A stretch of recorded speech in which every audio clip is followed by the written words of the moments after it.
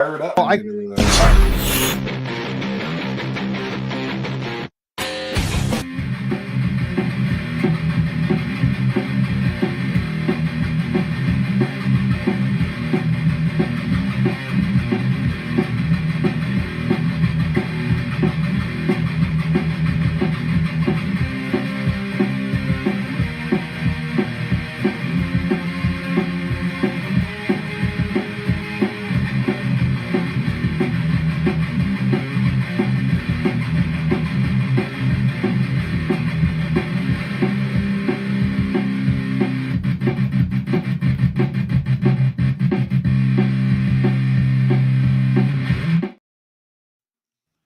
Yeah. That was John. That was John Lazand. Yeah.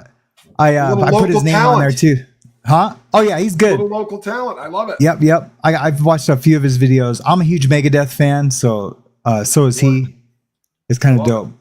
Yeah. Yep. I absolutely love it, man. It doesn't get any better. Let's say hi to a couple of people. What do you think? Yeah, let's do that. I haven't done this in a very long time, and since I haven't started yet, and this will probably not take me down a rabbit hole just yet.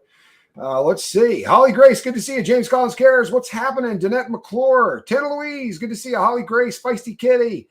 Danette, I think I said Danette, did I? Danette McClure. You may remember her from such films as, are you a fan of The Simpsons? Yeah. You remember the actor? McClure? I worked for Film You may Roman. remember me from such films as every time I read her name, it makes me want to do that. Jane Aldrich, good to see you. Blessed to Crochet. You were in my thoughts and prayers always, as is your family. Heather Rhodes, good to see you. What's up, Steve? Because sometimes I say feisty Irish by mistake. Mousy. Good morning, all from Alberta, Canada. Gotta love it. Kathy L. Wood, good to see you. You know something? You and I once had about a 2.5 hour discussion about Muzak. Do you remember this? Mm-hmm. That was my Mark and Brian on hold music. What's that? We had a really long talk in the shoe about Muzak. Yeah. Some youngster we had in there with us started saying, nothing worse than elevator music. And at the exact same time, you and I were like, oh, I kind of dig elevator music. Yeah. You know what I mean? Like, no one ever gets in an elevator and gets bummed out. You know, the music kicks on and you're like, yeah. It's always just some laid back version of something that you really like. And Muzak, if you have any idea what that stuff is worth, man. Yeah. Like the amount for real, Muzak is, they're doing all right. So that morning show I told you I liked and I would love to be like someday, grow up to be them. The Mark and Brian show, whenever they would be on hold, they would be doing like a phone skit and they'd be on hold and they would both go. That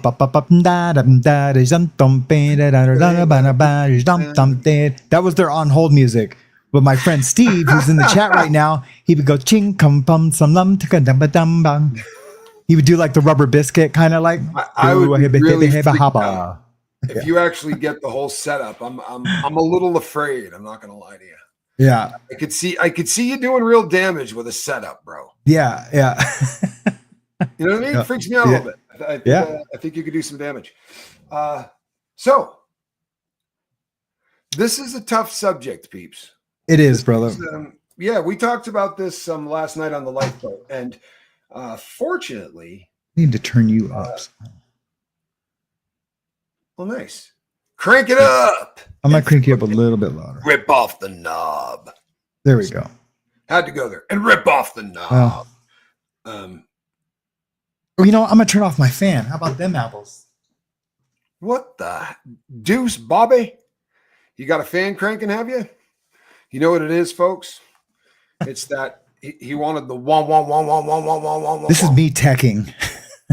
Yeah. Tech. You know, the really good thing is when you're as dumb as I am, I'm probably screwing up all over the place. I just don't know that I am. You know what I mean? I'm not smart enough to realize because I'm just not really good at this. Dude, that's a but I'm having a good time. Fun subject, actually.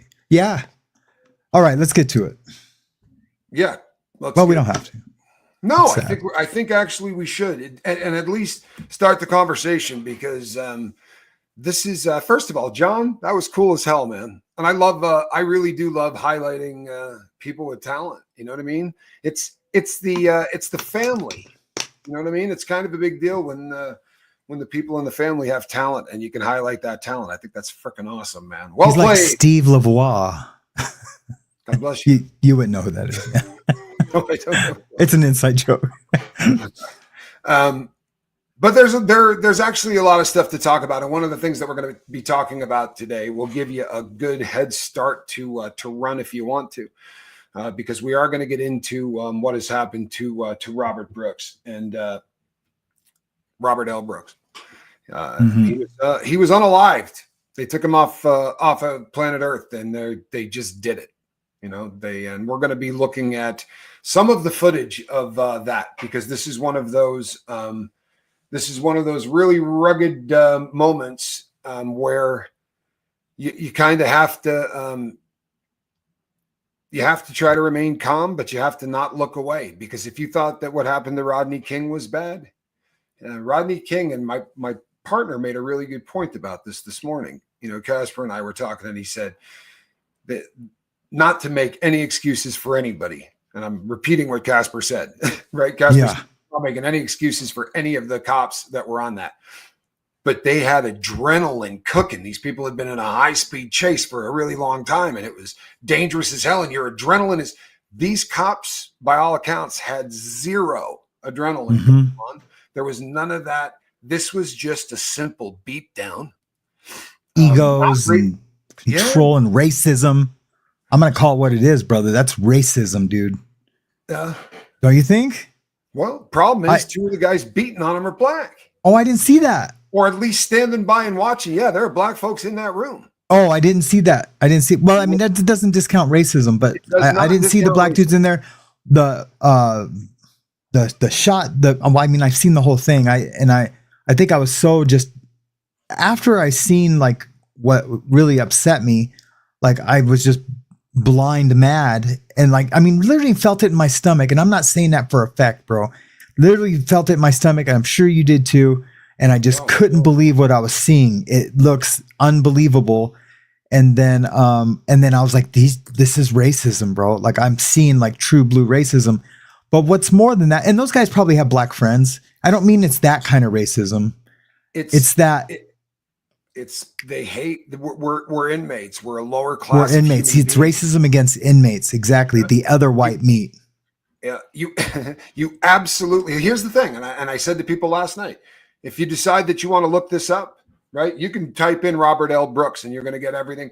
But if you just type in inmate beat to death, you're going to find every race, every nationality. Oh, yeah. You're going to find a whole hell of a lot of white boys. The reason we're talking about this is not because he's black. The reason we're talking about this is because we can see it. We watched what they did. And more often than not, we as inmates do shit. Like, I got beat up for what I did to that cop. Yeah. I know you've been handed a few. Multiple. Yeah. I mean, it's part of, you make decisions in there, but when you make the decision, it's no shocker that they're coming in and that they're going to beat the brakes off of you. Yep. And guys really, they know 9 out of 10. I had it coming all over the floor. Right. I mean, they plan for the ass kicking they're going to take. Guilty. They tie sheets next to things so that, we used to call it spider web in the cell. Guilty. Yep. Yeah. To make it a little tougher for the boys to get in there. Mm-hmm. The point being, you're going to get beat up. This guy didn't do any of that. By all accounts, even from their reports, this guy didn't do anything to bring this to him. Now, that's hard for me to wrap my brain around. And I want to see these guys go to prison for the rest of their life. Ever. Yeah, ever. But you have to think to yourself, the guy may have said something on no one, even if he spit at a cop, there's nothing that deserves this type of abuse at all. Nope. But he may have said something on the bus. It's hard to believe that it would just be as random as we're going to grab one dude off of this bus and beat the bark off of him. Yeah. Some of these guys get so overworked and they've been doing this for so freaking long. I know you've seen it where guys just flip the hell out. They shouldn't be in the gig anymore. And this becomes a gang, right? This is a gang mentality. The difference is that the one gang has every single bit of the power and control. And 2025 is this year that we keep talking about. And the common denominator of all of the stories is that people in power abuse people who are not in power. And it may be sexually, it may be financially, right? But it's just continuous. It's the thing that never stops. And this happens every day across the country. I promise you. This kind of crap happens every day across the country. How many times have you seen a CO wear a body cam? Like, is this brand new? Because I've never heard of this. I've never either. And so I was looking at their jackets and they had a flag. I'm like, is this a BOP? And then the one guy had a light blue shirt. No, it's not. Yeah. But one guy had a light blue shirt. And I was like, man, this is the BOP? No way. I thought so too. The first time I saw it, they got all of the right. And then I seen the correctional badge, and it was definitely a state. I've never seen a body cam on an officer. Yeah, light blue, right? The cops in the feds, they don't dress all greened out like you see them in a lot of places. They usually wear a polo shirt that's blue. Right. The exception, some yards have slightly different dress policies. Yeah. At Lewisburg, they wore hooded sweatshirts that said the big house on them. Yeah. It scared the bark off of me. It really did. I just watched a cool thing on Lewisburg too. I'll talk to you about it later. That's interesting, isn't it? Tommy and Casper, I'm giving a heads up. Diddy's lawyer, Main One, drops the case. Said no way he can defend Diddy at all. I can't wait. Did this really go down? Run that. Check that and see if that. Oh yeah. What am I doing? I'm just like, I'm so focused on this. Whatever we want to call it. I want to call it everything that it might not be. So I'm going to take a deep breath. I'm on it. I got it. Just, you know what? That's beautifully said. The courts deliver. Now, I'm going to tell you something. The courts deliver the verdict. Now, sometimes the courts deliver a verdict on somebody that hurt a child, and they did it sexually, or they did it, if you hurt a child, the fellas aren't going to want to do time with you. They're not going to want to be locked up in a small box with somebody that hurt a child. It's true. Sorry to interrupt. So Diddy's lawyer quits amid federal sex crime charges. Under no circumstances can I continue. And this would be in the criminal case. Yep. Wow. Yep. Well, that is. And that's on USA Today. Else. Yeah. And I mean, it's everywhere. It's everywhere. Well, and here's the thing. I love our chat. Our chat's amazing, dude. No question, right? So I will weigh in on that really quickly. I think it's going to be a really fun thing to weigh in on at length. I'm all of a sudden happy. This is kind of either a great publicity stunt. I'd like to hear, here's the thing too. There's not much he can say. Now, that's right. If he comes out and says, I can't defend a man in this climate, right? This could be what he could be saying is there's no way I can defend this man anymore because he's not going to get. I read that. He's got no shot at all of a decent. Okay. Yeah, he's got no shot at all of finding 12 people that are going to treat this guy nicely. You're going to hear a lot of stuff like that. And you know what? Maybe it's legit. I mean, I was thinking maybe it's a publicity thing. Like, like I just throw my hands up, trying to get him to take a plea deal. He's probably already talking to him. Like, I'm sure there's no plea deals yet. I promise you that there might be talks of there may be talks of them, what it could be. I don't think anything in writing. Normally the defense tries to play that one a little bit further down the line. You know what I mean? Normally they're not, This is a little early in the game. No, it's Diddy's lawyer abruptly quits. Read the lawyer's name to me. Oh yeah. We got to make sure that too. We got to make sure it's not oh boy. Well, there's a member of the rapper's legal team has filed a motion to step down. Not the legal team. And what's the lawyer's name? Anthony Rico has decided to step down. He's nobody. Wah, wah, wah. Yeah, now, that's clickbait. Anthony really. Rico. It's clickbait. And you know something? That's going to come out and say, and I'll bet you $1 to a donut. There's only two options in this one. One is Sean Combs makes this dude sick and he no longer is going to be a lawyer because he thinks a book is going to make him way more money than being an attorney. Yeah. So he'll get disbarred by writing a book. There's a decent shot of that. Yeah. If you've been having to deal with this sick SOB, right? I Write could the see book. somebody bailing. Yeah. I could see somebody. Thank you, Jelly Cats. Tony Rico. You know, Tony Rico. I was thinking the same thing. Yeah. Hey, give me a call, Tony. We'll talk about this. Forget about it. Like the moon hit ya, it's amore. Probably got a beak the same size as I do. Probably a good Italian fella. You know? Yeah. Gotta love people whose last names end in vowels. They've always made me happy. Always been good friends with them. I play a mean game of bocce. Bocce ball. A mean game of bocce, dude. I really do. Bocce means kiss. Did you know that? It does. It does, and that's the goal, right? The goal is you want the Bellini and the ball to come just great game. Played with a lot of, or what we used to call it inside, with a lot of guys. Marbles. Yeah, mobbed up dudes. Marbles. Especially, I played with a lot at Terre Haute. Oddly enough, man. That's because there was a really good place to play there. Not every place has got a nice not every place has a nice setup for bocce. But there was a lot of those guys, man.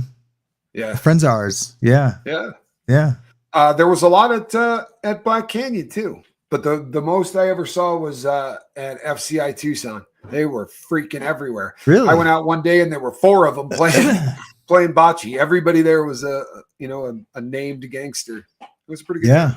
Yeah. I remember when I was with Gene Gotti, man, there was hardly anyone at Pollock that was, really like a real gangster, except for Gene. And he hated it, man. It's rare when somebody calls it. I have one of his Time magazines that has his name on it. Yeah, like the Pollock address, and then Gene Gotti, like his subscription thing. Yeah, I used to grab stuff like that too. Yeah, I needed proof. I actually have a decent amount of stuff from Joe Casey, and but it was just because he was like, "Hey, I'm throwing out this," and it was like pictures and other stuff. I'm like, I'm taking this. Not trying to be a jackass, bro. But I'm peeling. I mean, it's not worth money, but it's worth. If you're throwing it in the trash. Yeah. I'm waiting until he passes. No disrespect, but he's an older dude, and I'm not trying to out him for anything or anything like that. But client privilege. Client privilege. If you're going to be an attorney, but there are people that go, all right, screw it. You know what I mean? Disbar me, find me a bunch of money, do whatever. I mean, if it has happened. There are people that if you're not planning on being an attorney any longer, there are stranger things have happened, I promise you. But I think more than likely the second option is going to be that this guy's going to come out and say, I can't possibly have anything to do with this. This man's being lynched, right? These crimes that are against him. This is a farce, and it's a travesty of justice. I mean, this is a great way to grab some headlines. And if it's really quiet, it's going to be fascinating, and it's going to give all kinds of people all kinds of room for speculation. You know me, I don't speculate. It does say quits with shocking statement. Yeah, I know you don't. I wonder what the shocking statement is. Find that rascal. I will for the reason. I'll get my producer on it. For withdrawal. Casper. Huh? I said I'll get my producer on it. I am the producer. Find that quote. Yeah. Jamie, get that quote. Yeah.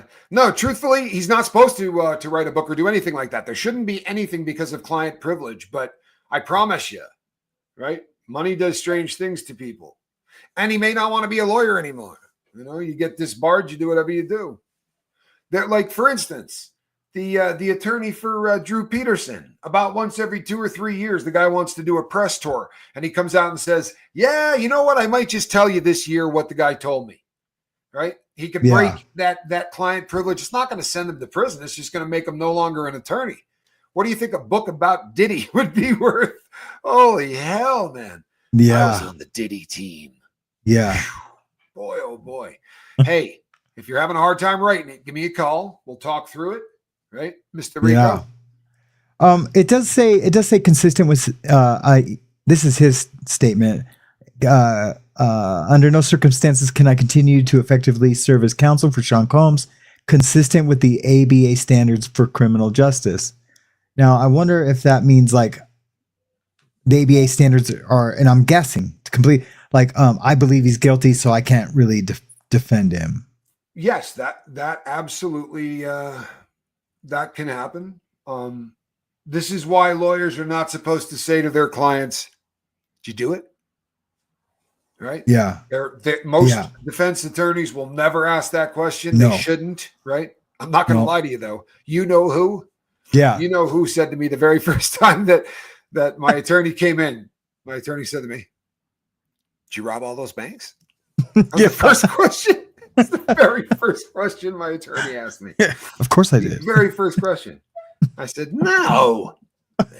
Why are you asking me that? You're like this. No. Exactly. That's what you do. You do the no. Hell no. Yeah. You lost your mind? Well, they definitely found out because we ended up getting hitched. Can you have a hostile defendant? Could be a reason for a lawyer quitting. You betcha. Yes. You betcha. In fact, I'd be willing to bet that if it's not the number one reason for lawyers quitting, it's number two. That's a really seriously good chance that someone says no. Lisa Trimble, they can't really enforce that privilege. I mean, again, if you Google what'd she say? The guy's name. Let me put it up for you. Thank you. I thought privilege was still. I believe it is, isn't it? I mean, he couldn't write a book before the case is over. Absolutely not. I mean, he would end up in court for that or whatever. But look, I mean, I'm telling you, look at Drew Peterson's attorney. He honestly, every couple of years, what is the guy's name though? I'm trying to think of his name. Anyway, every couple of years, he'll go on talk shows. He's been on Nancy Grace, and they'll say, "So did he tell you where the body is hidden?" And he'll go, "Let's just say I know everything that went on in that entire deal." And they'll go, "When are you going to tell us? Are you going to wait until he passes away?" And he goes, "I might do it this year." I mean, they can do this. They're never going to practice law again. Yeah. But it's a real tough thing to now. If he were to start dropping stuff like that while the case was on, he would end up arrested and in jail. I would imagine that they would get him locked up fast. Yeah. I have hours of footage on my channel of lawyers trying to quit. And our favorite lawyer down in Texas, the Stephanie Boyd, the black judge. Oh, I love her. She is famous for saying, like, "Well, no, you can't. Trial's tomorrow and you can't quit at this point." And they're just like, "Okay, judge, okay." Yep. She says it all the time. I was in a state court when a judge named Steinheimer, they used to call her the Hammer. Lovely lady, by the way. She happens to see this video. Big fan of hers. Yeah, nice one. But the way that some of those the way that some of those people run a court. Anyway. Yeah. Okay. Yeah, you can definitely get tossed out for that. That's the moral of the story. Oh boy. So I am I wish I would have watched this last night, because then I would have had time to like not be well, I do feel better than I did when I first I mean I even posted, "I'm fucking pissed," because I didn't know what else to do. I just wanted to like I'm mad, dude. I'm mad. This is a very disturbing I mean this is you call it what it is. They M-worded this guy. Yep. Right? They sure did. That's exactly what happened. They decided for whatever reason, because we're not going to know. The crazy thing is, and I said this earlier, you know what? They murdered him. Sorry, that's exactly what happened. And and the 6 dudes that are charged, there are more than 6 dudes but the reason it took as long as it did is because they're going to prosecute these people for what they did that is illegal. Right? Yeah, they all should be charged. And other people are being charged with other stuff. The reason that you're not seeing everybody in the room catching the same charge, which is what would happen to us. If I was committing a crime and Casper just happened to be there, he's the getaway driver. He's outside and I shoot the teller. He's doing the same time as I am. Oh, yeah. And the person back at the house that just helped us plan it, they're doing the same time, right? Yep. Anybody that's got anything to do with it. These people are all complicit. The reason that we're not seeing every one of them charged, I promise, is because some of them are witnesses now, not defendants. That's right. That's right. And they may get a lesser charge, whatever. None like of the them nurses are going to be guarding anybody. Yeah, like the nurses who just seem to find it funny. Yeah. All of this is pretty when they're bringing them in, the cop goes, "Hey, no," and the guy, like, he's putting on his gloves to help them with this inmate. The nurse, cop's like, "No," and so the guy turned around and like looked, and then the other nurse is coming towards the one that's turning around, going back the other way, is laughing, and when the nurse turned around to look to see what they were doing, he's laughing as he's taking his gloves back off. Guilty. Yeah. Guilty. Absolutely guilty. But definitely witness. Definitely witness. Everything has been pushed back on the show. I was scared. Everything has been pushed back for the channel because of what has happened with the situation with Julia. And you know what? I don't know all of the details of it. It's but I'm hoping for justice in this for the girl Julia. I need to learn a lot more about it. As I said, I don't know anything, and I just didn't have time to crash on any of that last night because of everything else that's been popping up. Drew Peterson's lawyer, Joel Brodsky, correct? Awesome, Joel Brodsky. A short deep dive into Brodsky finds him threatening literally annually or every 2 years, semi-annually. That he's going to tell us exactly where the body is, so to speak. You know, because apparently Drew told him, but Drew told me too. So, you know, he did. Yeah. I told the FBI. So if there's any truth to any of the things that Drew said, they already would have found it because Drew told me what he did, and I told the FBI the second I got out of prison.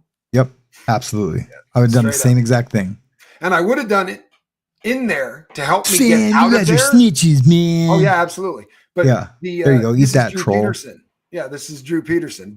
And I would have done it in there to get out of there if there was any possibility for that. But the dirty bastard tells me with like 3 or 4 months left on my sentence. Yeah, you know what I mean. At that point, it's like it would have taken you a month to get the feds there. Yeah. Well, and the craziest part is he tells me, like, you've seen the name in the chat, Diesel Therapy. He's a homeboy from mine from the inside. He's the only other guy that I would ever talk to from in prison, just keeping it real. You and this dude. But he was with me. And as Drew had a couple, we were walking around in circles on the yard. He had been doing a little drinking, and he just said, screw it, and told us exactly what he did. They have alcohol in the feds? Yeah, you betcha. Yeah, it was the good stuff, too. And as he... we had to go back to our units. Me and my friend Diesel Therapy went to the same friggin' unit, and Drew went over to his. We were 2 units apart, and I looked at him and I go, "How much time you got left?" And he's like, 6 months. I said, "Yeah." Damn. He said, "Yep." I wish I had heard that on the 3rd day of my sentence. Yeah, I know, right? Yeah, it would have been friggin' lovely. But I don't know. I mean, I guess he's just pathological in his lies because I did tell the feds everything that he told me. I was super open about that. So they rescheduled everything about that. And you know that when I say I want to support this girl in getting a DNA test, there are people that say she's already had a DNA test. Then I find out my understanding is it was done through the mail, which again really makes everything kind of janky. There seems to be 2 very, very. This is a great learning moment too, because I happen to have a lot of faith in both parties for real. People who have reached out to me already to say this woman is a hoax, right? There are people I really believe, right? They've been very intelligent in everything we've ever done. Yeah. Likewise, the people that have reached out to me and said, "No, this is the real deal, and this girl's getting screwed over, and the McCanns are in on it, all these people are in on it," are also people that I have an awful lot of faith in. So I'm going to have to do a really good size deep dive into this subject. It's just not something I know the first thing about, and I would never want to say something that's going to sway somebody in one direction and do it from a point of ignorance, because that's just a terrible habit to start getting into. Pretending you know crap about stuff you don't know stuff about is probably a bad idea. Yeah, because there's going to be 10 people out there, especially in our chat. Oh my God. Yeah, and I'm never going to be an expert on anything. I'm really not. I'm not an expert on Diddy, but I do try to study whatever we're doing enough so that I have some kind of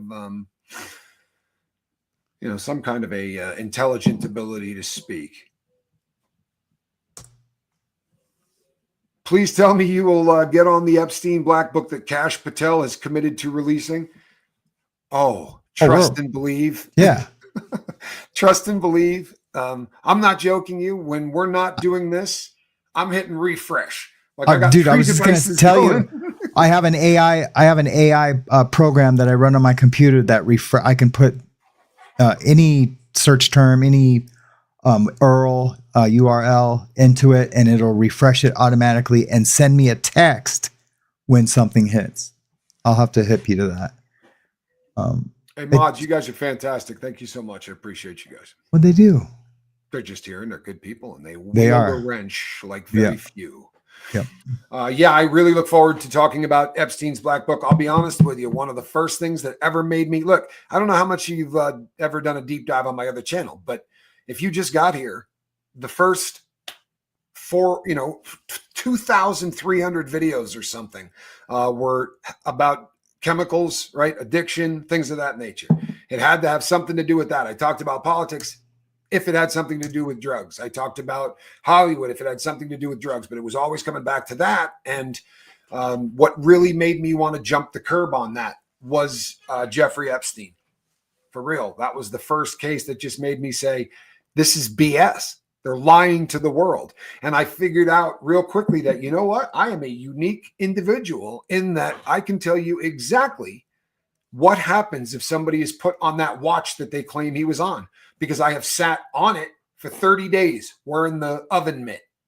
And I have been on the other side of it where I got paid by the hour to sit and guard people who had said to somebody along the way, I'm going to unalive myself. Or they just decided that you might, and they stick you in there whether you want to or not. They do that to people too. But all of a sudden I thought, maybe the dumb convict thing isn't such a dumb convict thing. There's a lot of information that you gather even by accident, just doing the routine. Like I remember being in the shoe with you and you'd get a new guy in and they get, you've memorized the routine within a week, right? You hear keys and the guy'd be like, "Oh, lunch." You're like, "No, that dude's not coming here." You can tell by how the keys are jingling. Yeah. He's going to take a left when he gets to the top of the stairs. It's bizarre, right? But just those kind of things that become ingrained. All of a sudden you hear a story and you go, wait a second, the camera's out? Dude, how many cameras are there in a federal prison? So for the guy to get to the cell to unalive Epstein, if that's what happened, he would have to pass about 110 cameras on the way to that cell. The fact that the camera in that unit right there is out doesn't mean squat. Show us the elevators. Show us the staircases. Show us the walkway coming in, the walkway coming out. That one camera by his cell is out. No big deal. No big deal. No big deal. We got lied to. Every one of us got lied to. But you kind of got to be a convict to realize just what a stupid lie that is. Yep. It's pathetic. I'm sorry. Yeah. Now, speaking of convicts, didn't want to. And they just don't feel we have a voice to. I'm sorry to interrupt you, but before you that next point or segue, but they believe we don't have a voice out here, so they can tell those kind of lies. Do you know what I mean? Well, and they're right. We don't have a voice out here. Right. This is a miracle in that there was body camera on there. Now, so somebody wrote me an email about this, a viewer, and we really do have wicked smart viewers, because I said I am thoroughly convinced that they scrubbed the audio or they did whatever with the audio, and they said no, probably not. Probably takes 2 smacks to turn the thing off or something along those lines. What they thought they had done was turned off the body cam. Yeah. Only to find out that the only thing that they turned off was the sound. But when they were beating the piss out of this dude, and make no mistake, that's what they're doing. When they were beating this guy up, they did not think they were recording this. No, if they thought there was a chance in hell that their body. So, and the person, and they're all lames, and they're all lames because you would continuously check to make sure. Like if we were doing it, we'd be like, "Hey, your body, make sure your body cam's off. Hey, make sure your body." You know what I mean? Not that we would ever do anything that this like diabolically cruel, but they're just lames. But this is just more God bringing to the light what is in the dark. This is going to shine the biggest light on the entire criminal justice system. It's what needed to happen. It's 2025. It's what we said it was. It's what Cat Williams said it was going to be. It's only February 21st, and it's nonstop every day. Disclosure, accountability, light where there's dark and where there's evil. Yeah. How about them apples? You like fruit? No, I mean, that's literally where we're at. And thank you, Lisa Trimble. And I appreciate that, because I want to tell you something. By the time that this particular show is over, we ain't getting paid on this particular show. No. Sadly, listen. Yeah, when you read the bylaws, but when you read the bylaws of what, of how YouTube works, we need for people to see this video. They're not going to push this video. The second we show the real truth of what this video shows, the last of the viewer will see this unless they are seeking it. It's not going to pop up into people's feeds because they and honestly, we are violating the terms of service. I'm not yelling at them. Yeah. Free speech is what it is, but we're violating the terms of service in that this is extremely violent. Yeah. While it is not gratuitous, we're not doing this because we enjoy the violence. I promise you. No, thank you again, Lisa Trimble. It really. But helped. In turn, thanks, Lisa. But in turn, I want people to feel it, so they don't forget it. You know what I mean? So they don't forget it, and that and I agree with you, Paul Pendley. Be punishable right there. There's no reason to turn off body cams except to do something illegal. No, absolutely. Yeah. And I don't know what the rules. You know what? I'm gonna look that up today. What are the exact rules for law enforcement and body cams? Because you see it all the time. They turn it off, turn it on. Well, this is strange, just because I didn't know that there were corrections officers that had body Me camera either. Anyway. Me that either. Is brand new to me. Yep. And I was thinking maybe they're just transport officers, but not all of them. And they all had them, so it's not just transport. You make a good point, because at least thank you so much, Russ. I appreciate you. Absolutely no two ways about it. At least one of those people had to be transport, and probably two. In the feds, there's 3 guys on a transport. There's 3 cops on a transport. There's 2 dudes in the front. There's the guy that drives, and there's a dude that sits at him, and then there's a guy in the very ass back of the thing with a 12 gauge or a 10 gauge or whatever, a riot gun, and which is nice. And then there's a toilet right next to him, right? Yeah. That's always However, picture this for a sec, people. Picture this for a second, right? Here we go. This is your setup. You got a belly chain that goes around your waist, right? And through a loop in the front of that goes the handcuffs, and then a box goes over that. So you can't move anything beyond this. How are you going to the bathroom? Oh yeah. For real. Yeah. And here's the crazy part. And they're going. Plenty of people are going. Yeah.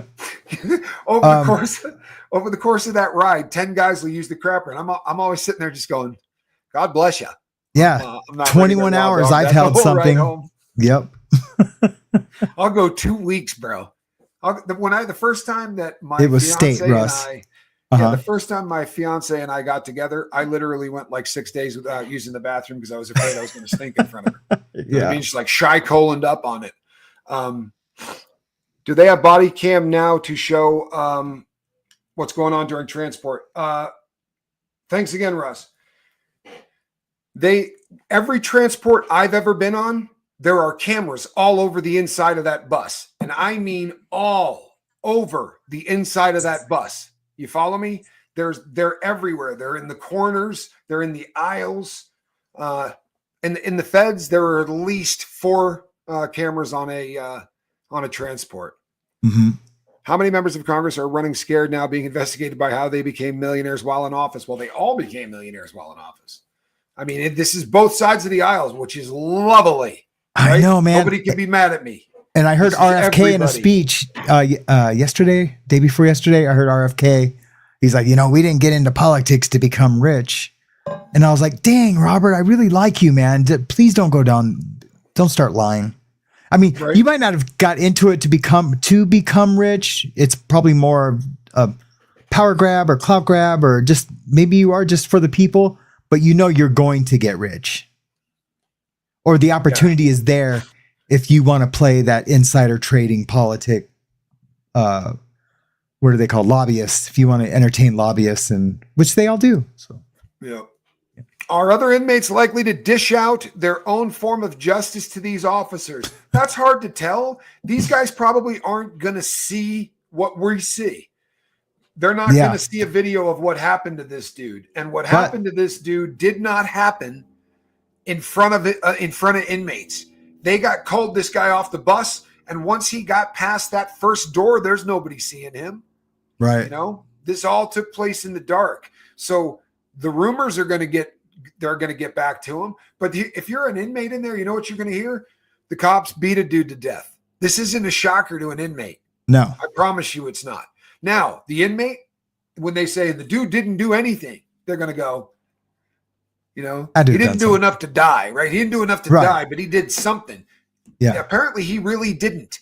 But as an inmate, I'm telling you right now, no one's going to believe that. They're going to go, he probably called the guy a, you know, or something. He had to have said something, and they really offended all of them. Really over the top. No, but you know how it goes. The problem with like, how many times have you seen him hit the deuces?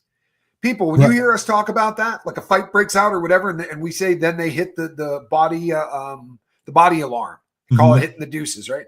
So you hit the deuces, and people come a running, right, from everywhere. Literally every employee there. I don't care whether you are a counselor or a nurse or whatever. Psychologist. Every person on the property runs to whatever unit has the problem. Because just in case all 128 guys in there, you know, happen to be rioting or whatever, they're going to bring twice that many. That's right. And it's bizarre. But they all want to get in on it. If it happens to be you see the secretaries, you see the secretaries get there last, you know, and they're just like all out of breath and overweight. There's always a couple of guys, a couple of people that are just should not be running for any reason. And usually right around the time they're sweeping up, they come running in like. And if you're on the yard, like face down, or like maybe you're going to chow and the deuces get hit somewhere else, and you see the guys, you know, running, and you see like the out of shape guys, we'll just call it that, to be nice, and they'll stop, and they'll try running, holding their keys, you know, chink chink chink chink chink noise that all of those keys, because they all carry them. Yeah. But the crazy thing is this, and I've commented on it at 1,000,000 times on yards. Right before we watch this, what I want you to keep in mind is if we have a riot on the yard. So Casper and I are back to back. We're standing there side by side. We're fighting. We're doing whatever, right? They shut this down. We get back in the unit. Casper and I go, holy shit, man. Did you see so-and-so? Yeah, dude was flinging a chair at dude. Yeah. What's his name? Got hit. And they'll all chop it up and talk about it like it's combat. Yeah. The cops are doing the exact same thing. When the deuces get hit, like I can't tell you how many times I've been there and you can hear them talking. They were like, oh, yeah, when he came in, dude peppered him. Yeah, the guy got him in the back of the head. And I've heard it too. Just friggin' like the inmates. Yeah. This was a case of whatever set these guys off, and it had to be as small as he said something. Yep. Because there's nobody has alleged that this guy did something physical.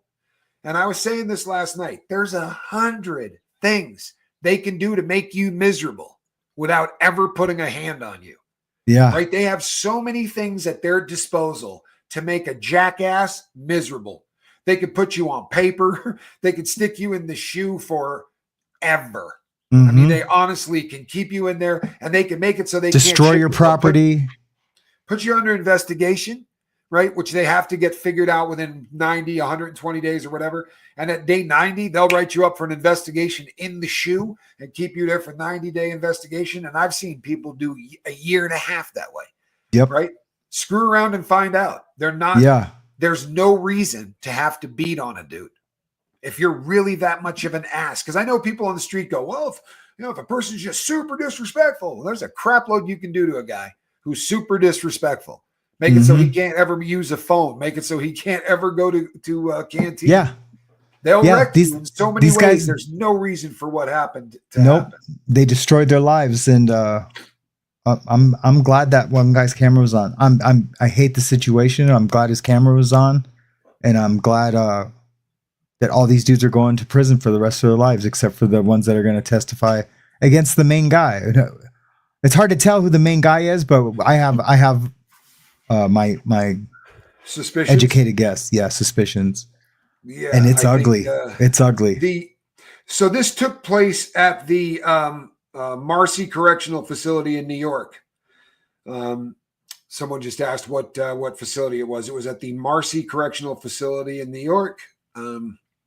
By the way, keep in mind, this isn't a fight. So this is your warning before we start this video. You're not going to watch a fight right now. It's not what this is. You're going to watch a murder. This guy doesn't fight back. He can't. He's handcuffed. Yeah. Yep. Right. You're not putting up much of a fight while you're handcuffed. That's right. So, and we don't see him die, or else we wouldn't show it. If it was like something completely grotesque and graphic, we wouldn't show it.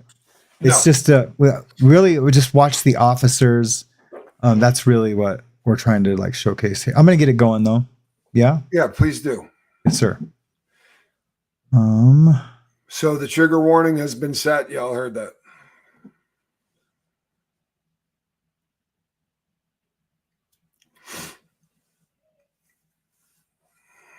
All right. We're going to be stopping it a bunch. So, right. It looks like all of them do have on a body cam, right? This dude does. Let me switch. Let me switch this. There we go. Wanted to try out my new circles. So in the where's the black guy they claim is part of this team? I didn't see one, but I believe you if you've heard it. Well, no, I read it in the press, brother. Mm-hmm. It says that because they're trying to not play this as a racial incident, and they said that the group basically was every race. Now, you see the way that guy's sawing logs, man? He's punching a dude that is handcuffed. Handcuffed and has no will to fight. Keep in mind too that what we're seeing, this is after they've already beat him up twice on the way there. Look at this man's head. He's already doing the ragdoll kind of a thing, and you can see the blood in the mouth. It's getting hard to breathe for dude. Obviously. I can show them bringing him in. Oh, is that guy right there? Like, there's no reason for any of that. What's up with the guy with the foot? Yeah. You haven't seen that? So he is completely incapacitated. Yep. And he's jabbing his foot into his rib cage. Correct. This guy has no will to fight. He's not fighting back, and they're all pinning him down to abuse him. He's cuffed with his hands behind his back. Yep. And I'm not seeing anybody. I don't know what they're doing to it. They're doing something. Oh, yeah. Good God in heaven. Sorry, just for terms of service, I'm just stopping. No, so leg shots for. You got a guy holding his legs at the bottom. You got a guy holding his legs at the top. What? There's no reason to be hitting that gentleman. Right. It did look like one guy walked out disgusted. I hope that one guy at the so this all has gone through a grand jury indictment already, and there's one name in that grand jury indictment that is sealed, and it's going to be the human being in there because you got to believe there was a human being. Yep, and none of them work there anymore. I'm guessing, or are suspended, and so none of them know who that sealed guy is, which is awesome. I hope he just tells on all of them. Exactly right. Catalina, you're exactly right. All that we need, right, for evil to triumph is for good men to do nothing. You know, I just heard that for the first time maybe 2 years ago, 3 years ago. And it was really, I thought there's no greater statement than that. Yeah, it really I mean, it's biblical. Now, it's difficult to watch. No one likes watching this. I promise you. There's nobody that enjoys any part of that. Yep. And you also have a couple of nurses sitting there watching. It's so disgusting for the medical profession to sit there and watch this and not react somehow. Sadly, I think you're going to see them react a little bit, Galen, except the reaction isn't going to be one that's going to make you happy. Right.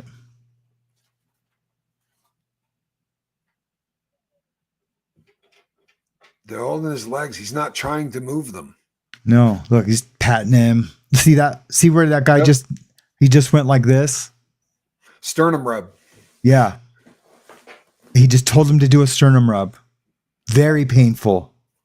Yeah, absolutely miserable. It's not something you should do to somebody unless at this point they think he's gone. But if they think he's gone, why are you? A sternum rub is something that you do as we talk about respiratory depressants. Now you stop breathing.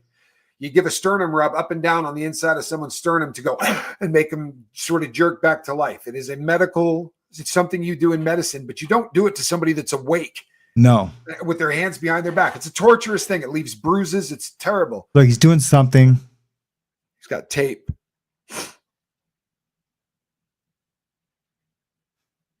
They're taping him down is what it looks like they're doing. Yeah. You know, here's the thing. There's procedures for all of this shit. Like there is a procedure for how you do everything. What the hell is this dude doing to fight? Oh, I hurt my finger. I don't know how I hurt my finger. And he's striped up. Behind his back, man. He's striped up. He's not. Yeah. No. That's all seniority stripes on his sleeve. Yeah, thank you. What he means is, they give those out for a period of time, and the period of time could be a year, but it could be 5. Could be 5. Mean, some of those you got to put a lot of time in. Chevrons. That's what they're called. That guy's been there. Chevrons, correct. That guy's been there forever, right? He's been there a long time. Look at him, man. This guy's done. Why the abuse? And for just so everyone has all the information, he came in like that. Right. He without the will to fight. He has not been combative. He has not been combative in any of this. There is no spot in this that you can find this man fighting. He's not at any point. Now, keep in mind, his hands are behind his back. Now, Casper, I did the first show I did on this alone. His hands are behind his back. If you've ever been picked up that way, right? If you've ever been picked up hogtied, where they pick you off the ground by your arms, you're done. What it does to your shoulders, I promise you, will take weeks before you're not effed up. Yep. Right? I got carried in that way after they beat the crap out of me. And for weeks, like, you can't brush your teeth. You can't do anything. This dude ain't fighting. No. He's not fighting. There's no fight to him. And by their own reports, he's already been assaulted twice before he arrives at medical. So right off the bus, they started beating on this man. How do you bring someone to medical for medical attention and create more damage and more abuse? I need to read the report, and because they have to explain it. They have to. Well, you would think so, right? Right. I was reading a article about this, and the guy said, if you're a sentient human being, right? If you are smart enough to have a thought, your first thought is, this man did something absolutely horrific to these officers to bring this to his doorstep. Right. What you will find is he did nothing. God. They're not even claiming, and Casper would be the first one to tell you, there is always a bullshit story. It's like a throwaway weapon at a crime scene. Like you see in movies, there is a bullshit story waiting in the wings. This guy did this, or this. They usually like to say that they spit. I was just going to say that, because that's what they told on my report. They said I spit at him. I think spitting on someone is the lowest, most disgusting thing you can do. I would never do it. No, I don't care if I was dying. I wouldn't do it. But what they're doing is they're taking a 1 in 4 chance, because in the feds, you've got better than a 1 in 4 chance that the person that you're claiming spit at you has either HIV or hepatitis C. And then it puts it into a whole different class of assault. And then they justify the beatdown that you got because this guy's infected and he's spitting at me. Yeah. But there's no throwaway story for this, bro. They didn't man. They didn't say Brooks spit at officer so-and-so, which, brought this on. They say in their report, he didn't fight back. He didn't, he did nothing. It says, if I'm not quoting, I'm damn close. He did nothing to precipitate the assault on himself. He did nothing. So maybe then what? Like his paperwork. Maybe there's only a few things that can be inferred. Probable to me. Yeah. I mean, in one of the articles that I read, they said that this was a I'm not seeing anybody that doesn't look like they'd make it at a frozen. I'm seeing a lot of white boys, a lot of corn-fed white boys. Yep. Yeah, I'm seeing a lot of corn-fed white boys. That's what I'm saying. Okay, here we go. God help Yeah, us. they're corn. Those are big dudes, except for maybe this punk right here in the front. I've only seen someone act like these guys in video when the purpose done. That's right. To a child. That's right. Yeah. I thought about that. We could investigate he does not that. have that as a crime. It's not what he has. Okay. He is Not that makes it. No, that's hard. It makes it right, but it doesn't make it right. Correct. Yeah. It wouldn't make it right, but it would make some sense. Make some sense. There you go. That's what I was trying to say. These guys went off the rails. They're stupid. They shouldn't have done this. But maybe they had a child that they knew who had been. People kind of buy into that, but that's not the case. This guy was halfway through a 12-year sentence. He stabbed his girlfriend. That's what he was in prison for. Assault with a knife. But he was. Maybe it's a relative. That's a logical thought. Yeah, because I mean, it's hard to say what I wouldn't do in that situation. Or it's pure evil. Yep. Even if it is a relative, this is pure evil. The man can't defend himself. Yes, it is. And right there, he's fighting to breathe. Well, it is 21:27. In the next 20 minutes, he's gone. And this video is in 20 minutes, but right. He passed away at like. Oh, why? No reason. What was that for? No he reason. had not moved or done anything. This guy right here in the glasses needs to spend the rest of his life. Didn't say anything. He can't talk. These he guys can mumble. He can mumble. He's not saying anything. He cannot at this point. Now we can't. I'm only stopping because of YouTube. No, you need to. Yep. You need to. We're not seeing anything here. But I want to tell you something. Sorry, but once again, you take someone's hands and you put them behind their back, and now you're pushing their head forward. This man is fighting, and you're going to read his autopsy. And in his autopsy, they say, hold on a second. Brooks's death, where is his autopsy?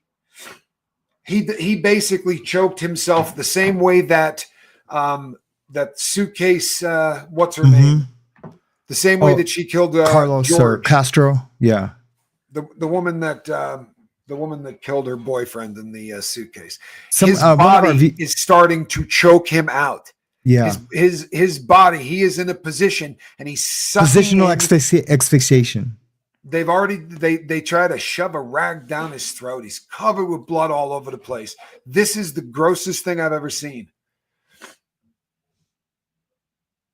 Maybe Steve says, how many guys does it take to unalive someone? Well, in this particular case, I guess 6 are getting charged. Mm-hmm. Love you, Steve.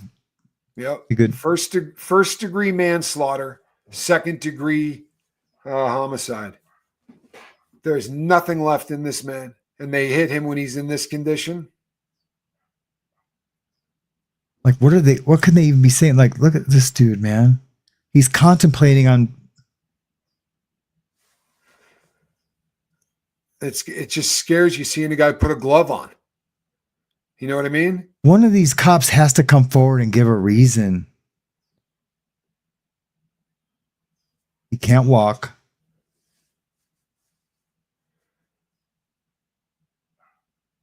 Now he's up against the wall. Shower? Or is that a shower? No, they just shoved him up against the wall. It's a window. It's a window. Here they are bringing him in. This is before that. God, being carried that way by your hands is just. And if you see, his head is down, right? That's because they've already beat the crap out of him twice. Right. This is in their report. When they carried me like that, my head was up because I'm looking, man. I don't want them slamming my head into something. Absolutely. Yeah. And it's also taking more pressure off. You flex out as hard as you can. Because you want to take the pressure off. It's your natural instinct. If not, it destroys your shoulders. So you flex out as hard as you can. You remember Black Canyon?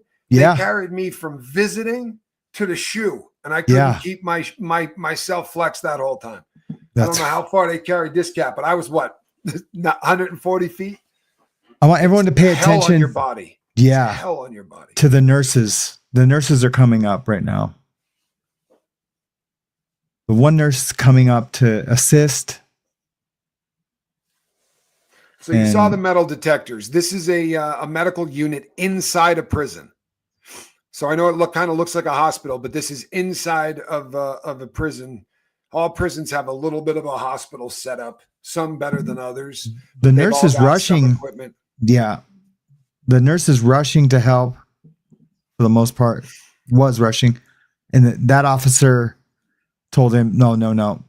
Right. And the guy's like, okay. And then watches, this nurse is laughing. The tall nurse is laughing.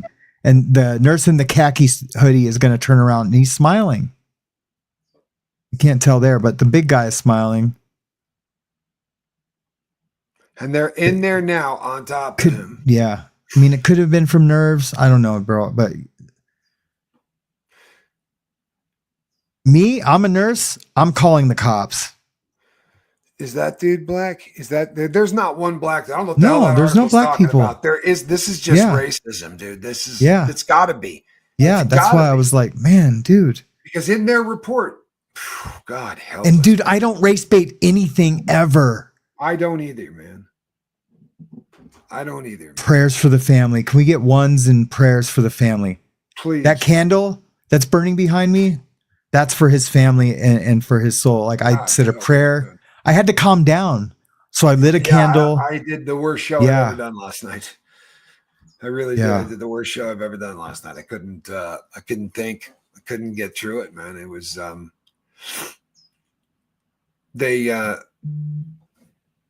so as you said, we don't watch this man literally expire. No, but we kind of do. The sad thing is that the beatdown that they're putting on him right now is going to leave him brain dead. And that's, that is what happened to him. And the one shot, if the only thing you saw, and I'm telling you, when you see this from another camera angle, because I had still shots of it, they shove a white rag down his throat. There are still shots out there. Oh, okay. And there's also a clip out there, a short one that's online, and I'll chase it down. Okay. Where you absolutely watch them shoving a rag down into this man's mouth, and they're not cleaning it; they're jamming it into his mouth. This is what happens. This is a mob mentality, and this man was treated like an animal, not a human being. If you get an opportunity to see his family discuss this, the level of class that comes out of this guy's family. It's It's staggering. Absolutely. His son is eloquent. He reminds me so much of Ramir, of the young boy that the young man. He's not a boy. Shit, he's 30. The young man that is Jay-Z's, the boy who thinks he's Jay-Z's son and certainly looks like Jay-Z's son. Certainly does. Same kind of a personality. Like you would expect this kid to be. I would be losing if this was my dad. I would be losing my mind. And the kid came out and said, nothing that's going to happen today is going to bring back my father, but an arraignment is a good step in the right direction for this whole legal process because, justice needs to happen for my dad, but he's an eloquent and he's not calling for violence or BLM. His brother did the same thing. His brother came out and just said, you know what, we need to get justice in this because this was, it's amazing that you can't give anybody enough money. But I hope that the lawsuit that New York has to pay on this is enough to let them realize that they better do a hell of a lot better vetting the people that guard other individuals for a living. Can you imagine how much you got to trust people that you say, here are some handcuffs, here's some chemical spray, some tasers, some billy clubs, right? Now go babysit these men. It's amazing how fast that people can go rogue. And it's amazing how fast that just a couple of really bad officers, can ruin it because now everybody in this country is going to think that this is every prison guard. And I'll be the first to tell you, this is rare as hell. It really is. Most prison guards go out of their way to try to make it just a little bit less hell. Truthfully. The guys that are good at it, it doesn't take many though to really. Yeah, there's some good ones too. Thing. There really are. What confuses me the most, I must say, is the mob mentality. The other guys agreeing to it or accepting it. It's like when when there's 4 friends, they're all like 15-year-old girls, and three of them decide to actually unalive the fourth one in their little circle. That's a true story. Like, how do you? It's remarkable and unbelievable that one of you can agree to that or to do it, but to have three girls decide that they're going to do this because they're jealous of her, or because she's doesn't wear the same clothes as them, or I don't know. That case is still boggles my mind. But but what I'm saying is it happens a lot. Like, or two or three brothers decide to kill their unalive their little sister. There's all kinds of situations where, like, I don't understand that. When I was a kid, a friend of mine said, "Hey, let's go." I'm like, "What?" I'd be freaking out. I'd freak out. How about without any, there's no correspondence at all. This is a group of guys. I don't think they got together, right? As weird as it is, like the Slender Man kind of cases, or those, those bizarre things. This is weirder. This is a group of guys that all of a sudden just decided that we're going to kill this. He's sitting here like this, not moving. He's done. And a guy out of the blue punches him as hard as he can in the side. I don't think you can imagine how bad that hurts. I hung from my hands and they beat me like a piece of meat like that. You can't imagine how bad it hurts to just have somebody pop you as hard as they can in the side. This dude's done. What was he doing at that point to justify that? There is nothing that, honestly, how do you make somebody understand that kind of hatred? Yeah. Yeah. Because it's hate. You can see the hate in all their faces. There, on one of the times I was assaulted by some officers where they didn't have me hung up backwards, but I was definitely handcuffed, and I got hit with a taser shield, and that hurt. But it got to a point where I didn't feel anything, but I was in and out of consciousness, but I really stopped feeling. And I hope that that's what was going on with old bro before he passed, is that he, the adrenaline that was happening in my body, but I've been beat down. I've been assaulted worse than that. And I felt every single blow. Like my skin was on fire, like pins and needles. Like they could have thrown water on me, cold water, and I would have felt it like it was painful. So I don't know. I think it was the in and out of consciousness that was, like a anesthesia almost, is the reason why I know, because I was feeling the pressure of getting hit, but I couldn't feel pain anymore. Well, in theory, when your body gets to the level, I brought that on myself. Take it anymore. Yeah. When you get to the point where your body can't take anymore, your brain will release enough, basically opiates, right? I mean, when you take smack, all it's doing is turning stuff on in your brain that it's releasing anyway. That heavy kind of trauma, your brain will release a crap load of its own chemical trying to protect you. It realizes that you're towards the end of your life, but it's just, this is the worst possible way that a person could. Yes, the nurses are being charged. Paraglider. The nurses are being charged. Would they create new identities for them in prison? They're targeted now. They're going to have to do something. They could never put these guys anywhere near general population. They were guards. They have to go to a place. However, they're still going to run into guys. They cannot put them in a prison that's just made for prison guards. They can put them to a special needs yard, but they don't have a place. Just here's our bad prison guard. Prison guards in cop prison. They don't have one for them. So they're going to be in there with some bad folks. And if the word gets out of what they're doing in there, it's going to be ugly. Dead Cell. I'm just going to read this one real quick. Dead Cell says, so it took them over a month to arrest these guys. If this was a citizen crime on the street captured on camera, they would be in jail and charged the next day. I agree with that. Most likely, you're right. That would happen.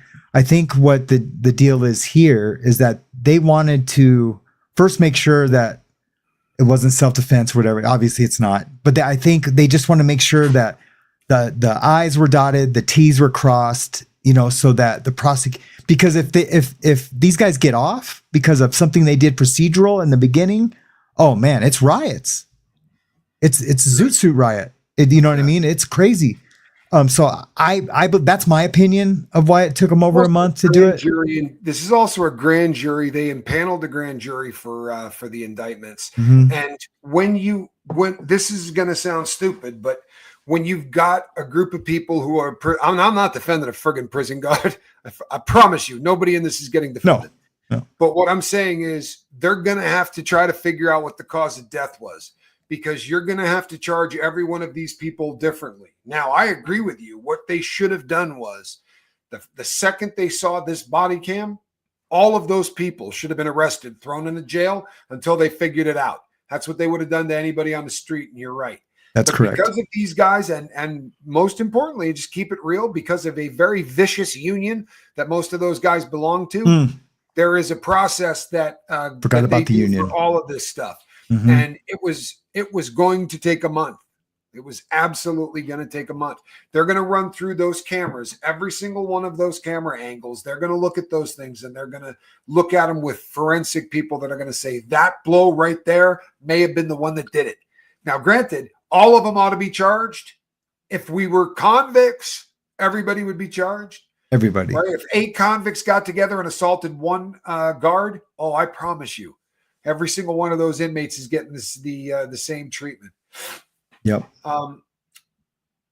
As far as the attorney quitting loaves to fishes, I think it's a publicity stunt, but I don't know. I'm going to have to look into it further. It book promo. Kind of yeah. Maybe the on the way to a book promo, or they want to make it look like it's he's getting so railroaded. I'm going to have to read it and really look into it. Right now, I'm coming from a place of ignorance, and it's not one of my favorite places. But it's not like Agnifilo.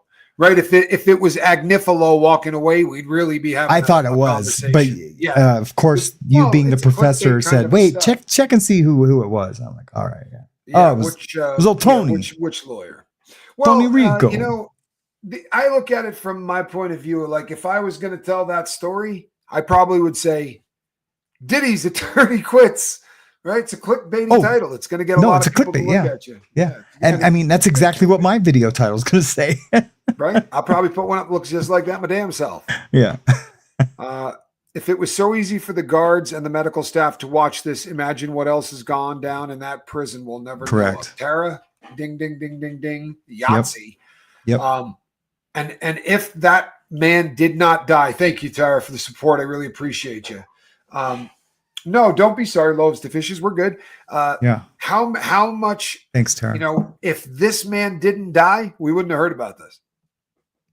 Yeah, we wouldn't have. If he survived, he would have spent a week to 10 days in medical. He would have written letters or called people from the street and said they beat the bark off me. And by the time it got into any kind of a hearing, the story that these guys would all be swearing to it would be a cop versus an inmate. And I will tell you right now, Casper has heard this probably 25, maybe 50 times in his life. You go in to see the disciplinary hearing officer and you say, "Sir, that's not how it went down." And they'll say, "Well, do you think I'm going to believe an officer or do you think I'm going to believe a convict?" Sorry, but your exact past words versus this man is an officer of the law and you're a convicted felon. I'm going to take his word for it. It's a kangaroo court like you wouldn't believe. Yep. Right. And that's what I would say. Silly. Hey, where you going, Casper? Oh man, I got kangaroo court, man. Yeah, I'm gonna go in there and just get my shit handed to me. Can I just go to chow or hit the yard or? That's if I'm not in the shoe. Yeah. Hey, at Sheridan, you didn't have to show up for DHO. They had a waiver. Oh, really? Yep, you did. That was the only yard I've ever been on. Because I said to the guy, I go, "Man, I really got to show up for this." He's like, "No, if you don't want to." I'm like, "For real?" He's like, "Yeah, we have a waiver." I'm like, "Give me a 6-pack of them. I'll sign them in advance." Give me a 6-pack of waivers. I'll just sign them all now. Pretty good chance we're going to go through these. Yeah. They are now investigating the prison, Nana of 2. They are investigating the prison. They have pressed charges against altogether 13 people, is my understanding. 13 people have been charged. One of them resigned. I can't remember which one. The 6 people have been charged with second-degree murder and with first-degree manslaughter. Those 6 people obviously are going to be the ones that you can see on film tossing punches. Mm-hmm. Now, I believe wholeheartedly if you were standing there and you didn't stop this, then you committed it. Mm-hmm. There's no way I could watch somebody do that and not go, what the actual F are you doing, bro? This guy, I mean, he's a punching bag. What are we doing? I wouldn't watch that. I wouldn't watch that happen to anybody. Nope. It's I just wouldn't. jacked up. No, it's messed up. Woo. Just so you know. Chat's on fire today. There are people for whom that job is rewarding and they get to the end of their career and they're so happy that they did it. But statistically speaking, they die a much younger death than most people. It is a very difficult job, and my heart goes out to any of the fellas or ladies that are pulling shifts in prisons. They will be I'm not picking on them. They'll be the first to say this. They're doing time, right? They say it all the time. You know, I remember walking out at Sherrodice, and I hadn't been there long, but I made friends with a couple of cops, and I was on the way out the door, and the guy's like, "Hey man, don't come back." I'm like, "Yeah," and I'm like, "How long you got?" He's like, 9 more years, bro, to parole. 9 more years, because they're doing time. They get to go home, but they're going back in there. They're smelling the same stuff. They're watching the same things. All of that crazy crap. They're a part of it. Yeah. It's a very tough way to make a living, and my heart goes out to them. And when the shit was hitting the fan in Portland, they all of us went on lockdown because they grabbed every one of those officers and said, "You're going out to," what did they call it back then? The CHOP? What was it called? That little area that they made their own country or whatever. Oh yeah. Well, they needed the guards to go over to the CHOP and work things out to help them. So they're the first guys that they call for, if something's going bad. Hello, Shell. Good to see you. But yeah, their divorce rates are high, unaliving. Let me tell you what. I've told this story a bunch, but when I was at Victorville, I was in the shoe, and the shoe is right next to the parking lot. So much so that they spray the windows so you can't see out because they don't want you being able to read license plates of the cops or whatever. But you know how it goes. There's always holes and spots where you can look out depending on what cell.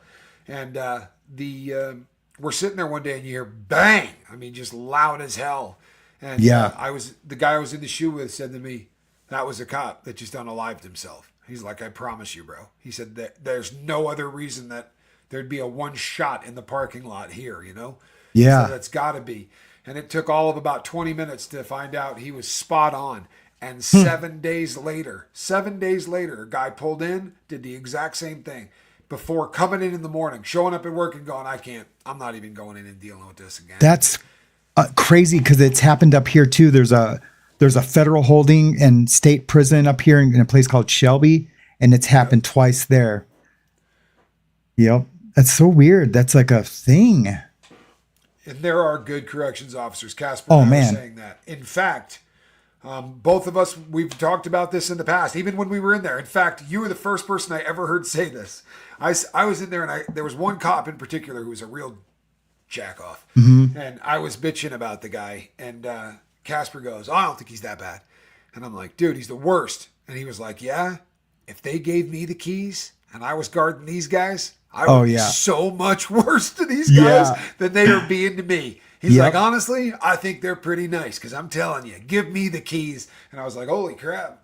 Yeah, that used to be, I'm a different person now, but that was definitely one of my go-tos. Like, well, I would accept it because I'd be like, man, these guys are treating me way better than I would treat them if the role was reversed. So yeah, it's funny. You remember, you got a great memory sometimes, man. It blows me away. Pretty good memory. Mindy, you're right. Do you think prisoners can see these videos on contraband phone? I didn't think about that. This is a state joint. There's probably a crap load of phones in there, and there is probably they probably know what's happening. I didn't think of that at all. I really didn't. Yeah, I didn't think of that at all, Mindy. I bet this is getting around. But the cops aren't there to retaliate, and and they won't just retaliate on a random officer unless it's an officer that would have done the same thing. They feel like, I don't know. I've seen officers get unalived. So have I. Yeah, Yeah. I mean, I'm not. No, I've never been there for one of them, but I know the stories of them. There's a really famous story. Atwater's, the one with, yeah. The one in Atwater was exactly what I was about to say. Yeah, I know it was because it's the most Take away infamous that- one. Yeah. And it just, no one ever likes it. I promise you. There was nobody celebrating when we were both in at the same time when that dude got unalived, and nobody was happy about that. No. Right? There were. You would think because of movies and everything else that inmates would be cracking jokes about it and doing all of that, and that crap doesn't go on, man. It really doesn't. You'll hear a lot of stuff like, "Hey, man, sorry about what happened to your guy. That sucks, man. None of us want that crap." I was with a guy at Pollock that his door, they shipped him because he witnessed it. He didn't. Didn't take part of it, but his door was. They were doing it right in front of his door. His door was locked. But he could watch it, and he said it was brutal. Brutal. Yeah, I've always. There's only been one or two of them that. There's only been a handful of cops that, even the ones that, like when I got beat up, I did hit a cop. You know what I mean. I did. It wasn't an accident that I got beat up. But that's why this is so disturbing to me, because I am the first dude to say, if you punch a cop, whatever the hell happens to you is your fault, man. Yeah. But this guy had his hands cuffed behind his back. He wasn't punching any cops. Yep. There was none of that happened.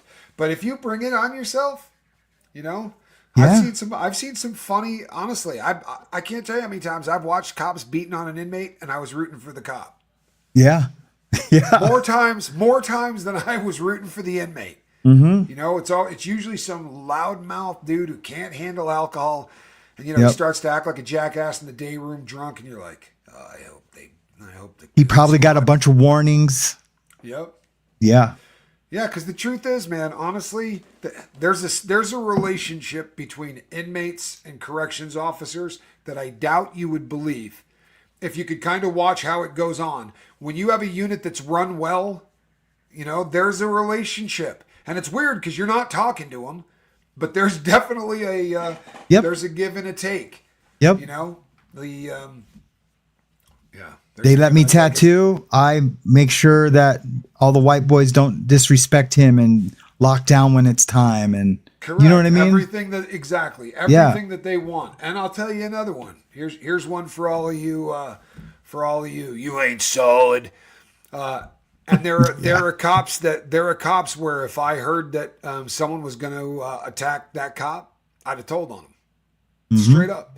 There were cops in there that I cared about. If I caught wind that an inmate was going to stab him, I sure as shit would have gone and told the cop. Absolutely. And instantly. Yeah. You're not burdening my conscience with that. And no, damn straight. For the rest of my time on planet Earth, yeah. I'm still struggling over a inmate I saw killed that I didn't do anything about reporting. You know what I mean? Yeah. Like I should have started kicking on the door when that dude. Like what was that saying that you put up earlier? For evil to triumph, all it takes is for good men to do nothing. Yep. It's a slight paraphrase, but it's close enough. You're paraphrasical. I made up that word. I should make up a word every Mayhem episode. Paraphrasical. You know something? You know what? Here's the thing. If I would never know anybody's first name. You know what I mean? You would have a much better shot, and I don't want to dox this dude, but yeah. I would have had a shot with a last name, not a first name, because they'll have a last name up on their shirt, but it's not like they're ever going to let you know their entire name. But if you just ask this dude what block he worked, right? Because I was in there when it was a SMU, a special management unit, and I was on J block, second floor. Was the X block? Did they have an X block there for like PCs, guys who couldn't walk the? Yeah. Yeah. Well, there used to be the shoe. It has a shower in the cells. And at first, it was a PC unit for the guys in the SMU. And then they found that they didn't see a reason to have a PC unit in the SMU. So they made X a full-on unit. And they sprinkled all the PCs into the units. And they didn't tell anybody. And if you figured out who it was, then they got the crap kicked out of them. And then they were going to put them in another unit. And most of those guys went to the SHU. And said, I'm going to stay in the shoe. You can't put me with anyone. And if you wanted that deal, then you had to have a belt with your hands shackled to it. It was made of leather, but there were guys that did 16 months with their hands shackled to their waist. Wow. You can look at if you think I'm playing. Oh, I don't think you're playing. Google. No, I'm saying to the audience. If you think I'm playing, you can Google the Lewisburg Project, and you can read all about what they did to these guys.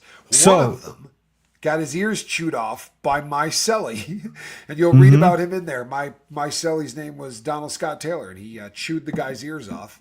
He's no longer with us, which is why I can use his name. He got killed in Victorville. Sure. He messed with a one of those 2-letter groups of people that you probably oughtn't mess with. Yep. He accidentally. So for everyone, for clarity, I just want people to understand. So these guys are in a pretty vicious prison. It's called the SMU, Special Management Unit. To get there, you have to, they were just sending you there for a knife at one time, but the main reason was like if you assaulted an officer, if you were just unmanageable, they would send you there. But there's guys there that are in protective custody that are either gang dropouts that just had to go there because they did something about it. Anyways, they were violent as hell. So what Tommy's saying is that they're sprinkling them into general population, hoping that the other inmates stay unawares. Yeah. But if you really fought it and just said, no, you're not gonna move me or house me with someone, they're putting a leather shackle, like a leather around your waist, just like you're on a bus, but instead of having chains, because you got to sleep with it, right? You got to do everything with it. I get it. It was like the Frankenstein deals. You also had them around your ankles. Wow. Guys did their whole rip that way. And I couldn't do it. One guy in particular said, I'm not coming out because I'm missing the top half of my left ear and the bottom half of my right ear, and I look like a friggin' circus freak because the last guy you put me in with, who, by the way, at that time was my cellmate. But the guy was tipped up. The guy whose ears he chewed off was tipped up. And he's not coming out because he's a candy ass. He's not coming out because he don't want to blow a lawsuit. Once he realized that they were asking him to put this belt on, dude was like, oh, trust and believe I'll stay in here for 5 years because you guys are going to pay me for this.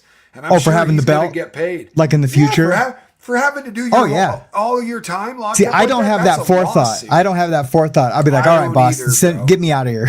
Get me out of here. Yeah. To someplace I'll roll the dice. 50 paper. Yeah, I'll roll the dice. I don't want to be locked up. Yeah, he rode his whole rip locked up like that. Hi, Sarah. Yeah, there were a couple of guys that were locked up like that. One was the battery eater. Really? If he could get a battery in his hand, he'd eat it. Yeah. And so they I gave a guy at Black Canyon some soups to do that. But they put this guy at the end of the hallway to protect him, right? Right. The second they're like, "Hey, what the hell? Who are you? Why are you here?" You know, the usual routine guys are yelling to him, and he's like, I swallowed batteries." And they're like, "What are you, J-Cat?" He's like, "No, I'm doing it to cost him money. They got to keep pulling me out and stuff." He's like, "I'm doing it to cost him money." So they got me at the end of the hall, and all of a sudden you hear, dink, dink, dink, dink, dink. It's like everybody in there whipping batteries down the hall trying to get them into the guys. I mean, there's like 400 batteries coming down the tier trying to get in the dude's cell. And it worked. Yeah. They got a couple in there, and, you know, when he came from lunch, he was like, "Hey, boss, you got to take me to medical." "Why?" "I just swallowed 3 AA batteries." That's so great. It's funny. It's a really great question, isn't it? Now, my understanding is that I don't think all of them made bond. A lot of them made bond, but as of the starting of this show, they had not all bonded out. There were a couple of guys that were still in there. So their families are probably helping. They probably own a home, possibly, if they're not like in a divorce. If they got divorced and the wife got the house. These guys are corrections officers. Most corrections officers that I've come across, these guys they work a lot of overtime. Most of them have homes. Most of them have toys. They're big into motorcycles and four-wheelers and stuff like that. Side by side. Most of these guys really spend a lot of time banking overtime and putting money aside. You know, it becomes, and they all hang out together. It's a little clique. So $100,000 bail or bond, rather. You go to a bail bondsman and you say, I'll give you $10,000. He puts up the other 90, right? That's how it works. So most of these guys would only have to come up with about $10,000, and then they can put up, and if they don't have 10 grand, they could probably make payments and put their house up. There's a lot of ways to get creative bonding out. And they're probably looking at these guys. If you're a bail bondsman, you're looking at this guy as absolute 100% rock solid money. He's going to show up in court. You know, he's probably a real good bet. I don't see most of these guys skipping town. No. Maybe one or two might unalive themselves, but he still get his money back. I think that's probably not way out the because if they play their own tape forward, it's not pretty. And you know, when I was watching that video, I was thinking of that, right? I'm like, look at this guy, the smirk on his face or the look on his face. This guy does not know his life is about to change forever. His kids' life is about to change forever. His entire family, like all those guys, their lives are done. And think of their kids and over that. They are going to allow a certain percentage of these people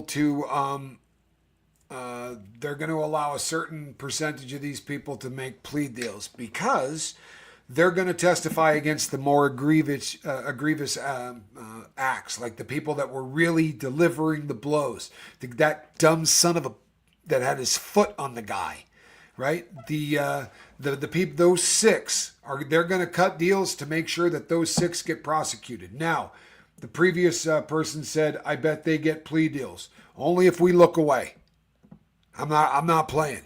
Only if we look away.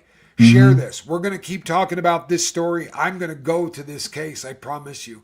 They got to know. They got to know that we're going to cover the crap out of this. They got to know that this isn't a page 9 story, that we know what happened. And this has got to be, I want somebody to answer the question.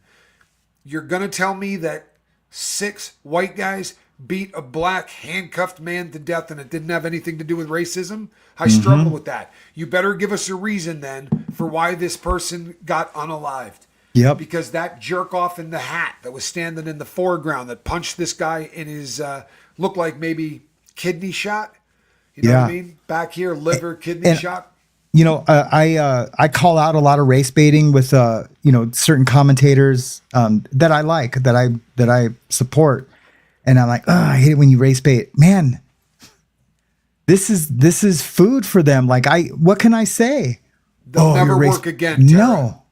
They'll never work again. That's one thing I will guarantee you. They're not going to move these guys around and put them in other prisons. None of these men or women are ever going to work in the prison system ever again. And I don't know that that's, good, but it sure as hell ain't good enough.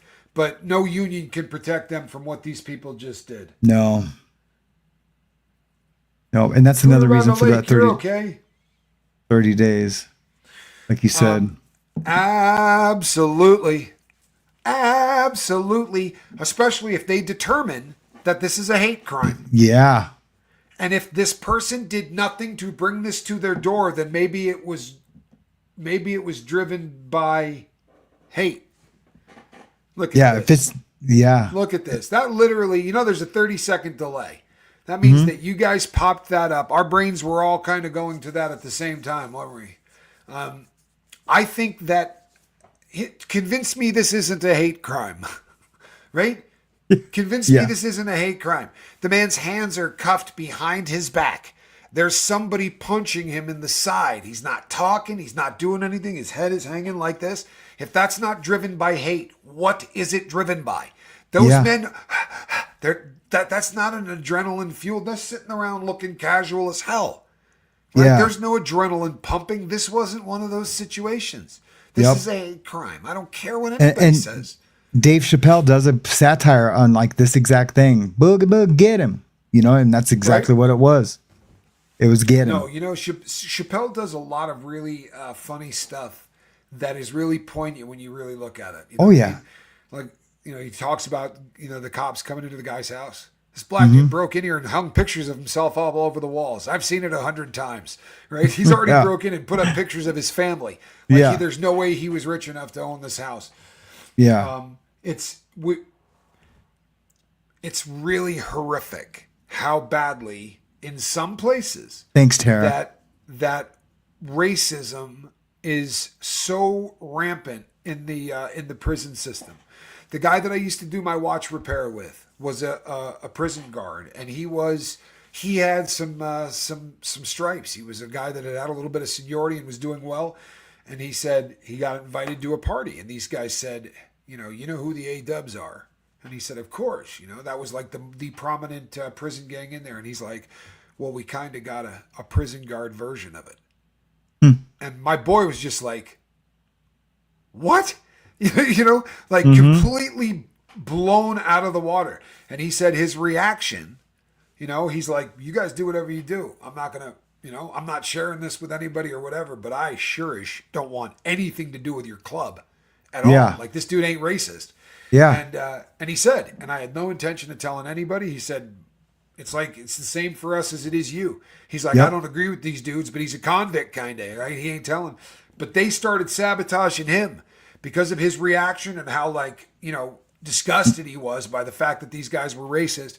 They started effing with him at work and doing all kinds of crap. Yeah. And I said, did you quit? He goes, I did. But not before going in there, telling them everything that went on and then telling it to the press. Yeah. He said, I'd have kept my mouth shut and wrote it out. He's like, but they wanted to bring that crap my way. And he got an entire investigation underway. And these guys had tattoos. Like, they were taking ink, political ink. There are a lot of white supremacist crap, and it makes sense, people. We've said it so many times. If you could watch the inmates and the guards, how closely this crap runs parallel. They're so like us in so many ways. When you did the interview with the guy, I'm just laughing at expressions that they use that, they take on our lingo. They take on our lingo, our mannerisms, things, what offends, what's respectful, what's disrespectful. And it blew me away when I learned it all, when I'm, in there taking it all in, I think you're right, Debbie Blair. Debbie Blair says these animals are not safe on the outside. People are outraged about this. Well, we're not going to let this story die. No. I promise it's bigger. I'm telling you, this is bigger than Rodney King. And the reason why I say that, it's more important than Rodney King. Well, I mean, no, I shouldn't say it like that either. What I'm trying to say is, and Tommy will be able to say what I'm going to say in like one sentence, but I'm going to have to say it in a couple sentences, is that in Rodney King, there was a police chase. We already kind of talked about that. Their adrenaline was all running high and they just got lost in the moment. It was all wrong. Rodney King deserved every single cent he got, and those officers should have went to jail. Having said that, these guys are just like, he's just there for their fodder. Like, they're in their garage, drinking beers, and they got a dude strung up by his neck, basically. But and here they just got him handcuffed. It's James terrible. Collins, this happened in December of last year, so like December 9th.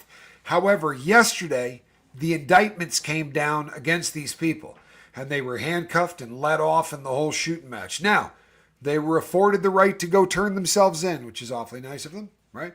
And they all did. They all went down and turned themselves in, and I'm sure that they had made bail arrangements before any of this had happened. This is something that is afforded to law enforcement that isn't afforded to the normal criminal. But make no mistake, these guys aren't law enforcement anymore. These guys are criminals. These guys are criminals. And you know what else they're going to be? They're going to be inmates. Yeah. Yeah. Straight up, they're going to prison. And it's the only thing that makes me feel good about it. Promise you, right? If you happen to be, you ever come across this and you're a member of the Brooks family, I'm going to ride this thing. I am not going to stop paying attention to this. I'm going to make sure other people pay attention to this. Me too. This is a, until, look, that article, I'm going to out whoever, I'll get the footnote, whoever said that there were people involved in this that weren't white. This needs to be explained. And again, I'm not ever someone to try to get, but I'm not trying to get the races pissed at each other. I'm trying to get everybody on the same page. On the same page. Yeah. Right? I'm not mad that we all need to start treating people like human beings. And that man, Yeah. regardless of what color he was not treated like a human being. And you cannot convince me that this was not a hate. I might reach out to Cash Kelly and see, maybe we can all get together and talk about it. It's pretty wild because there are people on this one who don't get political. There are people, like, I'm not bagging on my brother, but my brother doesn't get emotionally involved in things. I'm just kind of different. That righteous indignation kind of thing that sort of pumps through me. My brother is spitting angry about this. And I think it's because I spend so much time talking about Q that you can kind of, like, honest to God, like, I'm looking at this going, what That's if this so crazy. had been Q? What if this had been Q? And I'm That's so crazy. I thought the same thing, bro. Yep. I was thinking Q, like, as soon as I saw it, I was like, man, we got to get Q out. And I've never met the man, but your testimony with him is life changing. When I listened to yesterday to this guy's son and this guy's thanks, brother, Galen, and how articulate they were, and and just how soft spoken. Honest to God, I thought to myself, you know what? It could have been Q. I don't know what this guy was like. We only saw the end of his life, but if he sounded anything like his son and his brother, they sound like they sound like Q. It's a painful thing to know that we waste one of the greatest resources that we have in this country, right? The men and women. There are so many of our brothers and sisters that are locked up. It's incredible. And I'll tell you what, I went to prison because I needed to go to prison. Me too. I broke laws and I needed to go to prison for the laws that I broke. I'm not effed up about that. But me either. When you get to prison, the goal, this is how they tell you, right? They say, Casper screws up, we need to protect society from Casper, so we put him behind bars. We also need the rest of the world to realize that if you do what Casper does, you're going behind bars, right? So it's supposed to also show the world. Then it's supposed to rehabilitate Casper, right? That's what it's supposed to happen. They don't rehabilitate anybody. They throw everybody into this really small space, and guys go up and go, what are you in for? I robbed banks. How much did you get? I got $3,300. $3,300? How the hell did you only get $3,300? I don't know. I went in and I said to him, hey, give me the money. No, that's not how you do it. Yeah. What you got to do is, and the next thing you know, this guy's training you how to do a bank robbery so that you're going to get out with 28 grand, right? Or whatever. This isn't healthy. We have the University of Crime. And you know what? Get a couple of inmates, done a little time to help you revamp the system. I promise you do a better job. Because the guys that they're trying and the ladies that are trying to do this, I had someone on the lifeboat, great lady, would reach out to me and said, listen, in California, we're killing it. We have this program, we have that program. I'd like to believe that we're trying to fix things. I really do want to believe that. And I hope that that's the truth. It has not been my experience. All the great programs you hear about, they happen on the yards where a guy gets popped for something that gets him a 14-month sentence. They have all kinds of programs for those people. They don't have programs for people that got a 10-year sentence. And that's the guy, I promise, who's going to be more dangerous when he gets out. A guy that skips out of society for 13 months can really easily enter society again. A guy that's been gone for a friggin' decade may have been using a rotary phone, right, the last time he did, he was on the street. Life changes. Yep. Yeah. Debbie says, thank you so much, by the way. I'm sorry. Thank you so much. Thanks, Robert. It was this one. Galen, thank you. Thanks, I really appreciate it. It really does help the channel, but like I said, we just your presence is payment enough for us, and but it's amazing. We audience. Appreciate it. I'm always torn on super chats. Oh, you know what? We love you for you. It really does. Really do. I absolutely, but I tip waitresses. I tip waiters. I really do appreciate the support, and they designed it this way. This is my tipping karma. You go out of business, dude. I over tip. You will go out of business before you get to your channel doing 100,000 views a day, and that's about what you got to get to if you really want to cripple it. So they allow the audience to kind of bring you along. I think it's a beautiful thing. And this man had served 8 years of a 12-year sentence. He was serving his time, and look what they did. It's so horrific, and they laughed about it. Well, I'll tell you what. They will not laugh about this for long. The grand jury. So I know it looks like it took way too long, but they lined up their ducks. These guys didn't get arrested only for us to go, oh, well, it was this or this. The unions, I'm sure, have been involved, all of it, but they're being charged with first-degree manslaughter and second-degree murder. These people are going to go away. And we, the collective we, are going to hold their feet to the fire so that these people get the sentence that they should get. Because I hate to tell you this, but if you look away, these guys are going to get out in 7 years. You know, that's how these things work. They protect their own. The only time they don't is when the world freaks out. And that's why the Floyd guys are never going to get out. Right? It's going to be us screaming that is going to get them the sentences that they're going to get. If we don't, I promise you. And you know, they took a life and they're not going to give up theirs. I never understood that before becoming a YouTuber or whatever you guys want to, whatever we call ourselves, right? I never understood that before. I understood it to an extent, you know, but I was just focused on me and mine, and you know, I'm trying to provide for my family, but you can't sit idly by, or else. How many times have you heard, like, in some weird little state, you know, some officers getting off and, like, you know, there's some protests in their city? I hear it all the time, and you're like, oh man. Away. Yeah. It's a soundbite world. Those customers, they must not have really did anything wrong. Yeah. Yeah. Well, you get super pissed off the day that it happens, right? And you go, oh yeah, no, this can't stand. I will not allow this, right? I'll do something about it if no one else does. And then 2 seconds later you go, oh my God, did Agnifilo just quit?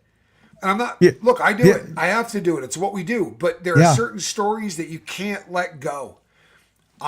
You guys can argue with me on this, but I'm telling you, what happened with Epstein is we went like this. We took our eyes off of the Epstein situation just long enough for them to get away with one. And if there is a chance in any way, shape, or form, then I was just making sure that if there's a chance that they can get these guys and allow them to just sort of disappear, they're going to. You got to keep your eye on this. I think the second we looked away from Epstein, that everything went away. They had that island under lock, right? And then the next day we see him carrying out all of the computer equipment and everything that they seized. And it was this friggin' big. That guy supposedly had 280 cameras in that, or all of this stuff. We know we got rooked. But we got rooked because we looked away. We're not looking away on Diddy. We're not looking away on any of these. They have done effed up, because that media up there that decides what you're going to look at and how long you're going to look at it, this social media thing is jacking them up, because people go, you know what? No, I'm sticking with this story till the end. I'm not going to let you tell me what the next subject matter is. Yeah. I want to give thank you, man. Hey, Mr. Bertram, thank you so much, brother. Oh, shit, I just doxed you. My bad, dog. I'll try to delete it. Sorry, man. You're good. That is exactly what this is, by the way, Stevie. You nailed it. You're doing this is a modern day lynching. It is. Oh, yeah, it is. Sadly, it feels exactly like that. It's videotaped. Like a man getting dragged behind a car. Yep. That's what it feels like. Real. That's what it felt like to me, and it felt ugly. I couldn't imagine living back then, and oh my God, it must have been awful. I think, right? If you find yourself feeling like I do, if you find yourself feeling like Casper does, or like my brother Johnny does, if this leaves you literally with something in the pit of your stomach that starts turning on you, then what you need to do is reach out to politicians, no joke, and say, this isn't going to get picked up as a hate crime. Take you about 3 minutes to send an email. This is not going to get picked up as a hate crime. This took place in New York. If you send it to Kathy Hochul, I think that would probably be a good place to start. Why isn't this a hate crime? I don't see any, I see not one black person except the one being lynched. And I don't see him doing anything to fight back. Mm-hmm. So explain to me how this isn't a hate crime. And if it's a hate crime, then use the laws that you've written so that the feds take a shot at these people as well. That's right. Because in my opinion, they should be with Dylan Roof. They should be sitting in Terre Haute, Indiana, waiting to be executed. That's what they did. Yep. I have a quick announcement. Go ahead. I just want to do a quick announcement so I don't forget and have to sleep in the doghouse tonight. My wife and her best friend are creating a relationship type. Well, let me just read their about section real fast. It's called Babes, Breakdowns, and Breakthroughs. It's a raw, real, and empowering podcast where we get down deep, messy, and unapologetically honest. I destroyed that word. Unapologetically honest.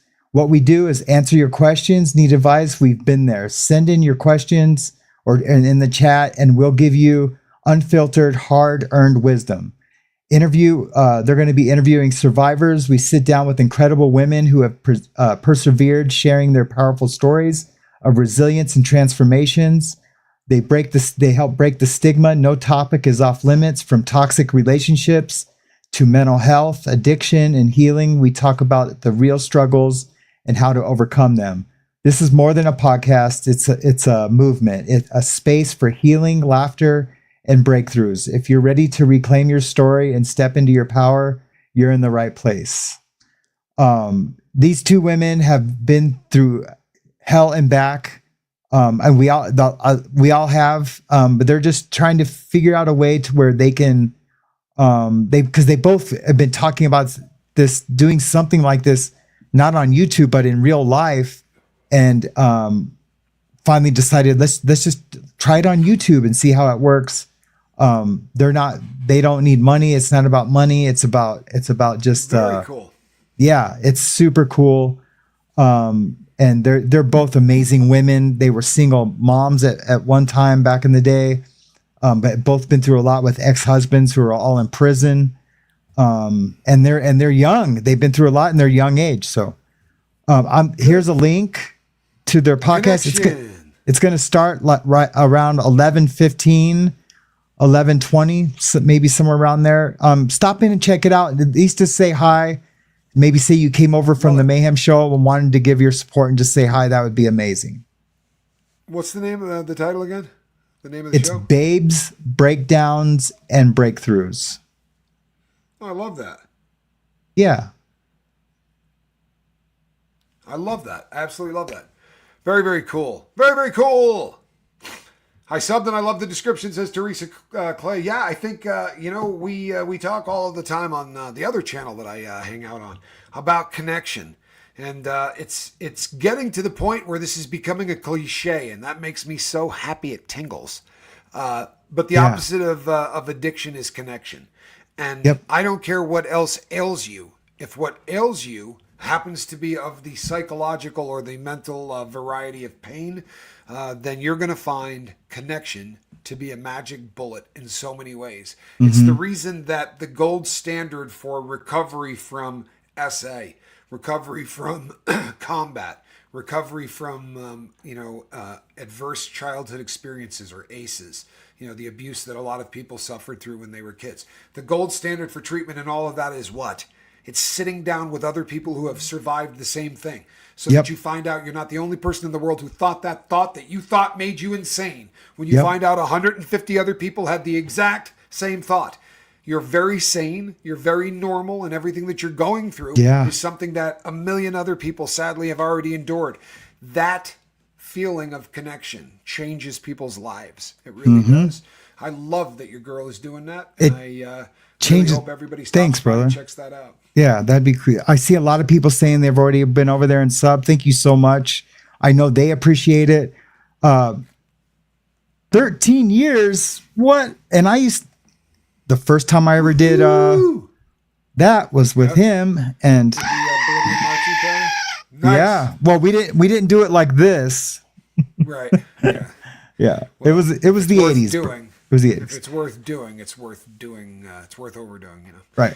But yeah, I see a lot of people have already gone over there and sub. Thank you so much. Love that. Don't be too hard on them. They're probably super nervous. Yeah.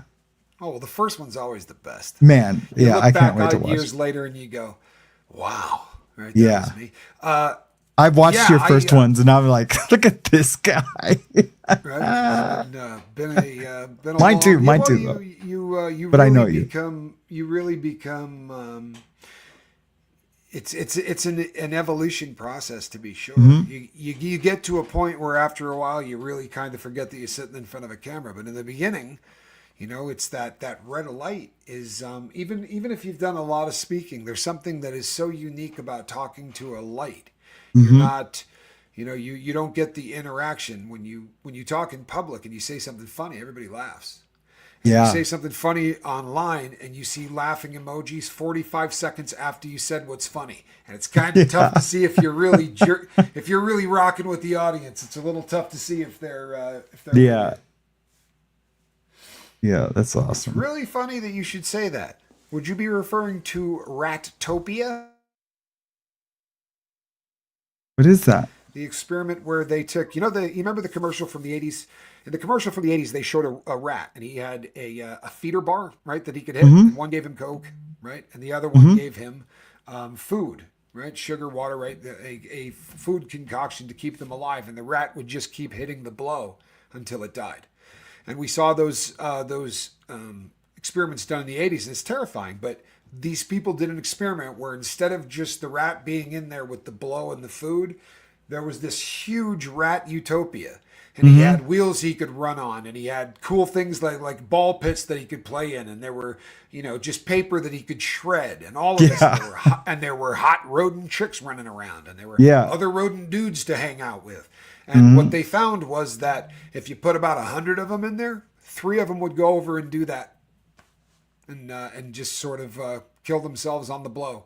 But the rest of them would go around and play and do things, and every once in a while they might go by and go pop pop, hit that thing, do a little blow, go back, do what they're doing. Some never went back to it. Yeah.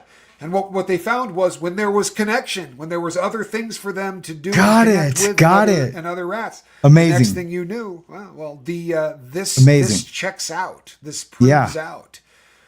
It's something that you kind of have to convince people of because it almost seems counterintuitive. Good Lord, look at that. I don't know if you. Thanks. Wow. Okay. DJ Daddy-O. Mullen has been around with us forever. He's very, very long-term member of the Lifeboat and a close friend. Great human being. Cool. Just real quick. So like when I first reconnected with you, you might have remembered I was like, oh no, I need meetings tonight. My perceptions are twisted, kind of struggling. I sat in front of the casino bar, the thing. My wife will tell you, my therapist will tell you, they've seen a complete change in me. Yeah, connection. Yeah. They're just like, you seem so happy. I'm sleeping different. I have had no, I don't think you never know how close you are to a relapse, but I know this, I was staying super connected to my what left of my spoked support group I had left in my support wheel. And that was my sponsor. And then I was I was blowing him off. Now all my relationships are coming back together. Less psychosis, the little mini psychoses that you get, the people pleasing ones, those are all gone. So that's changed in just this short time. Huh? We've done the same workbook. Yeah. That's really, I swear to God, it's funny as hell. I can see the wheel with the spokes. Oh, I had to draw my wheel in treatment. I had to draw a wheel and Well, they're sitting in the front of the room going like this. Is there any man in here today who has a blown spoke that they want to talk about? Oh yeah, that's funny. That's got a prison meaning as well, people. Yeah. Blown spoke is not such a great reference for prison. And the guys just burst into laughter, and this poor person at the front of the room's like, "Why is that funny?" And we had to explain it to him, and he's like, "Oh man." He's like, that sucks. He's like, because probably not a good one. We'll have to change that out. I'm like, no, you can go with the blown spoke. You're all right. Yeah, that's funny, dude. It really is. Spoke checks. That was the other thing he'd say. All right, we all need to do a spoke check. Yeah. No, we're all right. Look at John Trick is next. Lazon, 21 and a half years of sobriety by the grace of God. That is so true. That is so true. Is my goat. You are the goat. If you didn't see our opener, you should go back and watch it. We were showcasing some local talent. That is good stuff, man.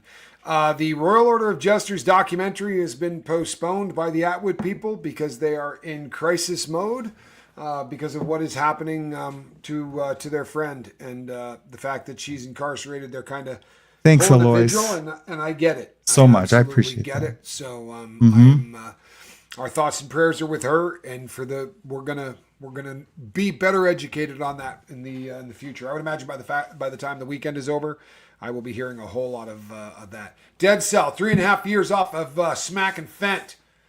Bless you. Tough. Tell you what, man, you do realize you'd have been dead by now, don't you? Yep. Straight up. There's nothing safe in that supply at all. Thank God you are here. Yeah. For real. Yep. Good stuff. Good stuff. Good stuff. That's close a great to death. One to end on. That is a great one to end on. All right, brother. It really is. Congratulations. I love that. The girls will be on in about 10 minutes. I'm going to go try to talk her off the cliff. She's probably super nervous. She's funny. Give her my best. I will, brother. Let's talk later. Can you and I talk later? All right. Absolutely. All right, brother. All right, peeps. All right. Have a good day. You too.